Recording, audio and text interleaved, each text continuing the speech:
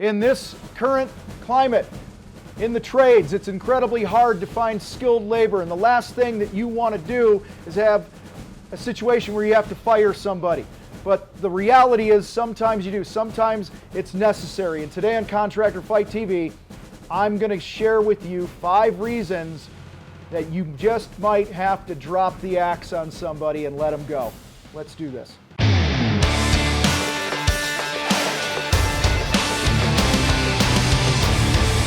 All right, my friends, many of us have been there, right? That dreaded conversation that we have to have with somebody where we just have this sense that we might need to let them go. And there's a lot of thoughts and a lot of opinions and things like that. And I will say, I'm going to get into these reasons of why you certainly have to fire somebody, okay?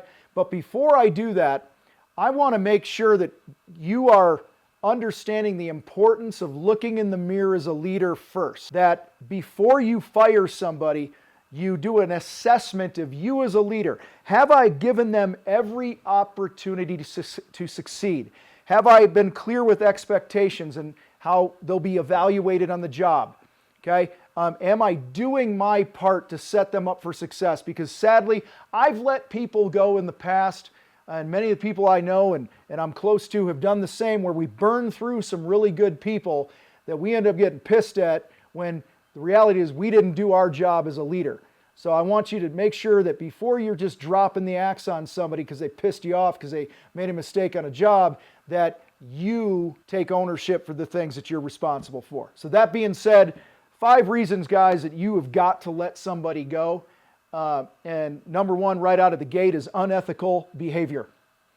I had a guy once, we were painting a house, and the homeowner wanted some additional work done, and the foreman that I had on the job tried to sell him work on the side.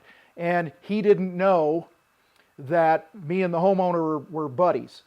And my buddy called me, he's like, "Hey dude, your guy's trying to poach some work on the side here." So we called this guy back to the office, had him bring the van in at the end of the day, said we needed to talk to him about a few things. He brought the van back, and we cut him loose. We gave him his final check, and we fired his ass, okay? Because he stepped into that land that you just can't trust anybody anymore after that point. They've stolen from you, okay? You work hard as a business owner to get the phone to ring and to sell jobs. I know another guy that had an employee that copied the same business name and was selling jobs and doing weekend work with another subcontractor crew in the name of my friend's company, and it happened for like a year or more, and it was at least $300,000, $400,000, $500,000 worth of work they stole from the company. And when the crew didn't show up on time, the lady called the real office, okay, and that's how the whole thing got exposed, and they arrested the guy. It was this crazy thing. If they're unethical, if they're stealing, if they're lying to you, okay, and bullshitting and all that stuff, they need to go. Second reason you got to let an employee go is if their behavior is just getting worse.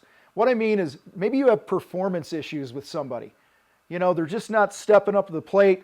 They're not doing certain things that fit in well with the culture, or maybe the quality of work, or whatever it is, but the behavior is getting worse and they're just not coachable. They're not taking growth and change seriously, all right? This is a time that you have to protect your culture.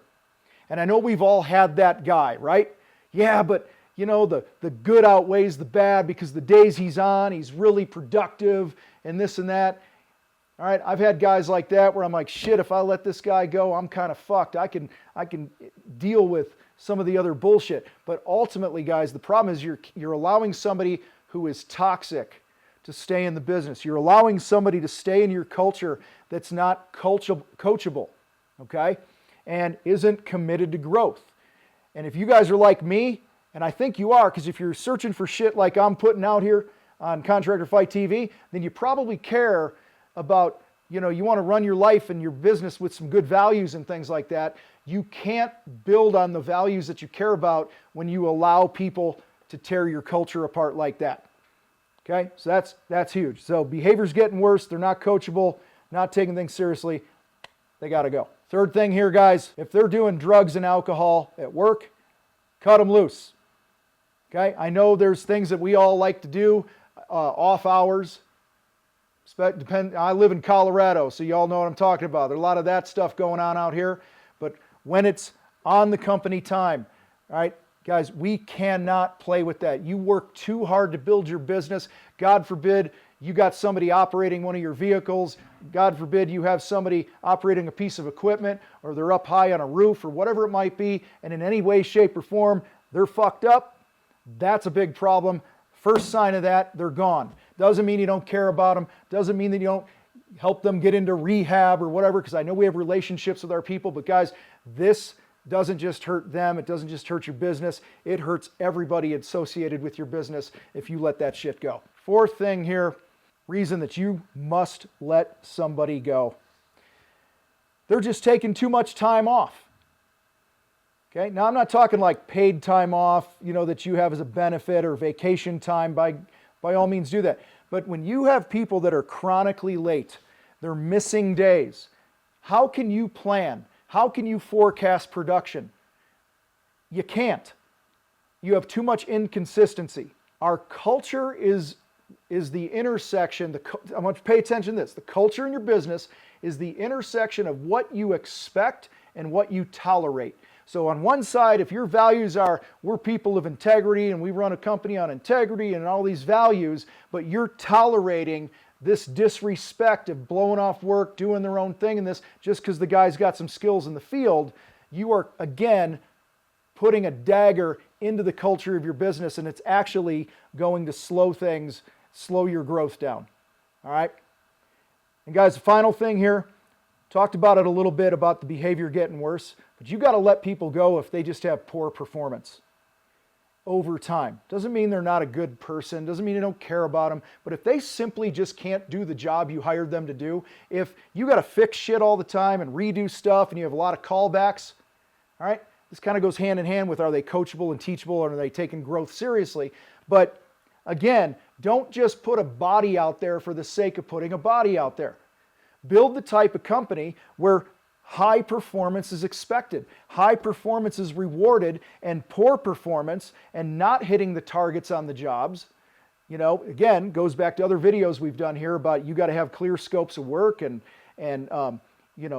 with times and expectations and this and that. And if you have somebody, especially I believe in a foreman position, and they continually cannot bring a project in on time and on budget with a great experience, that's poor performance.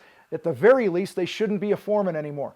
We've had guys through the years that we demoted, still had a great relationship with them. So guys, when I'm talking about firing people and all this other stuff here, I'm not talking about you being an asshole. Okay? Be a respectful human being. Treat people the way that you would want to be treated if you were in that position. And we've had conversation, we're like, hey, so-and-so, it's 2 quarters in a row now where you're struggling hitting the targets on these jobs.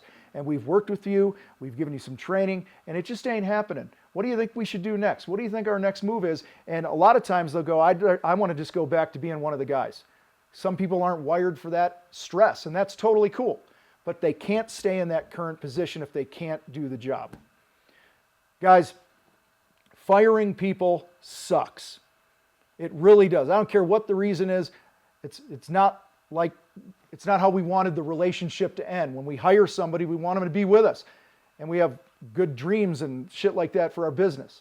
But sometimes it's necessary. So if you're dealing with any of this stuff right now in your business, like I said in the beginning, look in the mirror first. And if you can honestly say, hey, I've done everything I can to help develop people and their performance and stuff, and they're still not doing it, you might need to let them go. So guys, make sure you head over to thecontractorfight.com/Facebook. We got a community of several thousand contractors over there who I guarantee who have seen a problem that you're facing right now in your business. It's a free community. Maybe you got some employee stuff going on and you want to run by a group of people that have actually been through it. Jump into our free Facebook group. We'd love to have you there. You guys rock. I got to roll. See you next time.